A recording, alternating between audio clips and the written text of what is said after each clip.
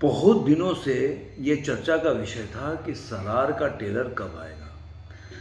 कुछ दिन पहले सलार का टीज़र आया, उसके बाद कई उसके रिलीज डेट आए कि सलार का ट्रेलर अब आ रहा है, अब आ रहा है। और ये क्यूरियोसिटी इसलिए दोस्तों बन गई क्योंकि सलार और डंकी के बीच के क्लैश का एक बहुत बड़ा न्यूज बन चुका है कि दोनों टीम में से कौन किसको परास्त करेगा, कौन सी मूवी ज़्यादा चलने वाली है। इसको लेकर काफ़ी सोशल मीडिया से लेकर हर जगह चर्चा का विषय बना है। लेकिन सलार के ट्रेलर रिलीज नहीं होने के कारण, जबकि ये पहला डेट आया था कि शायद प्रभास के जन्मदिन पर रिलीज करेंगे, और ट्रेलर रिलीज नहीं हुआ, केवल एक पोस्टर रिलीज हुआ, जिससे कि जो प्रभास के फैन हैं उनको बहुत निराशा हुई। लेकिन 1 दिसंबर को शाम को सलार का टीजर रिलीज हुआ।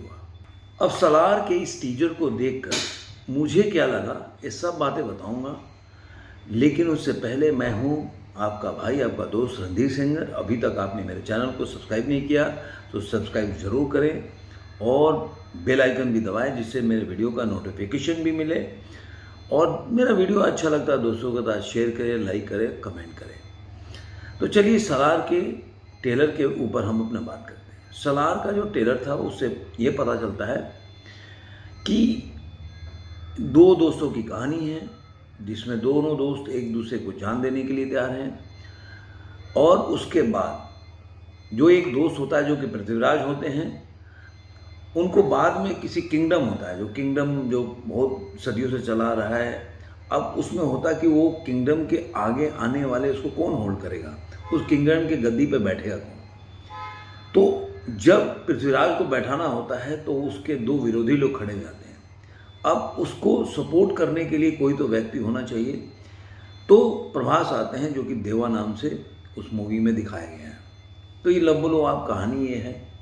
अब आते हैं कि ट्रेलर है कैसा। दोस्तों, जितना हाइप किया गया था प्रभास को लेकर, पहले तो ये आपको ट्रेलर देखने के बाद पहली नज़र में आपको लगेगा केजीएफ देख रहा हूँ या केजीएफ का ट्रेलर है। तो प्रशांत जो नील है, इससे बहुत डिसअपॉइंट हुआ कि कहीं से भी ऐसा नहीं लगा कि कुछ अलग ट्रेलर बना हुआ है, सलार एक अलग मूवी है, ऐसा कुछ भी नहीं लगा। एक्टर बदल दिया, बैकग्राउंड और सारा जो मूवी का जो ट्रीटमेंट है वो सब आपको केजीएफ लगेगा। पहला तो एक चीज़ ये। दूसरा चीज़ कि मूवी के जो मेन एक्टर हैं, जिसका जो लोग वेट कर रहे थे, वो थे प्रभास। लेकिन जब ट्रेलर आप देखेंगे तो ट्रेलर के 60% या 70% पार्ट पे केवल पृथ्वीराज दिखाई देते हैं। और पृथ्वीराज का जो गेटअप है वो ज़्यादा बेटर है अगर प्रभास से तुलना करें तो। उनकी एंट्री भी ज़बरदस्त है, उनका लुक्स पे भी मेहनत किया गया है। लेकिन जो प्रभास की एंट्री होती है वो बहुत ही फीका होता है। मैंने कुछ दिन पहले एनिमल का भी टीजर का या मूवी का रिव्यू किया था। मैंने उसमें भी बोला था, अब लोग मान रहे हैं इस बातों को, कि बॉबी देओल का रोल और उनका एंट्री मतलब वर्स्ट है। ऐसा लगा बॉबी देओल को वेस्ट किया गया। तो वैसे ही इस मूवी में प्रभास की एंट्री और उनका बैकग्राउंड बिल्कुल अलग दिखता है। ऐसा लगता है कि कहीं और शूट किया गया है और एंट्री वो जो बैकग्राउंड बाद में डाला गया। उनके कपड़े, उनके पर्सनालिटी, उनका लुक्स कहीं से भी बैकग्राउंड से मैच नहीं करता। तो प्रभास यहाँ पर डिसअपॉइंट करते हैं। हाँ, ये बोल सकते हैं कि जो बाद में प्रभास के सीन आते हैं जिसमें ब्लड वगैरह लगा हुआ है, अगर वो पहले होता तो ज़्यादा बेटर होता। तो ये तो है कि एक तो प्रभास का ट्रेलर में एंट्री बहुत लेट से दिखाया गया।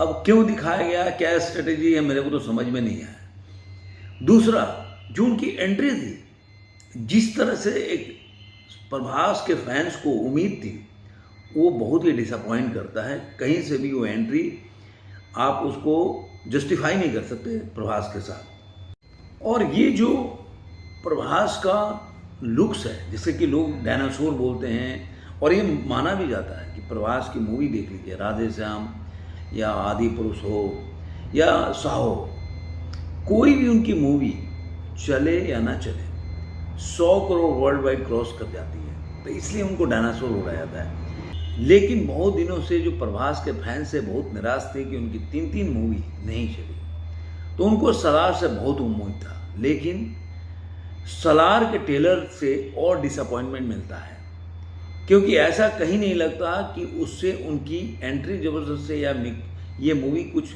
बॉक्स ऑफिस पे कर सकती है। ये तो ट्रेलर बताता है। अब मूवी कैसी होगी कैसे नहीं होगी वो तो आने के बाद उसका रिव्यू करेंगे, लेकिन ट्रेलर से ये बोल सकता हूँ कि मैं बहुत डिसअपॉइंट हुआ, और जो उनके फैंस भी होंगे वो बहुत डिसअपॉइंट होंगे। वही बड़ा गेटअप, वही सब कुछ दिखाया गया है जैसे कि केजीएफ में था। ऐसा लगता है कि कई बार डायरेक्टर जो होता है अपने पुराने जो मूवी होती है जो उनकी हिट हो जाती है उसके बंधन में बंध जाता है, और ये उस डायरेक्टर के लिए घातक होता है। जैसा कि मैंने जब एनिमल मूवी का रिव्यू किया था तो प्रशांत जो संदीप रेड्डी वांगा हैं उनके लिए भी यही बोला था कि वो कबीर सिंह के दायरे से निकल नहीं पाए, और बोल सकते हैं कि संदीप रेड्डी वांगा जो है कबीर सिंह की अपग्रेडेड वर्जन में एनिमल को बनाया उन्होंने। कुछ सीन देख के आपको ऐसा ही लगेगा। तो हर डायरेक्टर का अगर अपने को समय के साथ चेंज नहीं करेगा तो एक टाइट हो जाता है। जैसे आप राम गोपाल वर्मा को देख लीजिए, महेश भट्ट को देख लीजिए, एन चंद्रा को देख लीजिए, और बाद में उनका क्या हश्र होता है ये भी आपके सामने उनके नज़रों में है। आपको ये वीडियो कैसा लगा जरूर कमेंट बॉक्स में बताइएगा। फिर मिलेंगे ऐसे ही किसी अच्छे से वीडियो में, तब तक के लिए धन्यवाद।